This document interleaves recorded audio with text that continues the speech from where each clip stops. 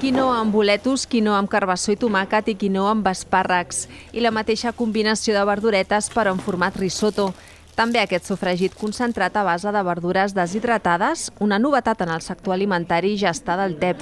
Són els primers productes de la marca La Despensa Social, la marca pròpia que el grup cooperatiu acaba de llançar al mercat.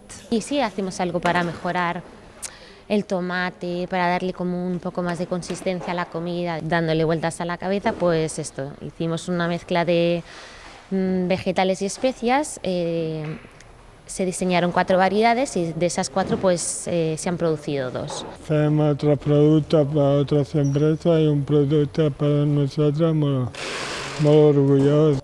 Els productes tenen el certificat bio i són molt fàcils de preparar. També incorporen superaliments com les llavors de lli, la xia i el sèsam i no tenen conservants, colorants o afegits. A més, tenen un valor social afegit, ja que els fabriquen els treballadors del Centre Especial de Treball TEP de Sant Andreu i tot plegat en una sala perfectament aïllada que compleix amb tots els requeriments europeus necessaris per obtenir els certificats de fabricació més rigorosos. Vamos vestidos todo de blanco.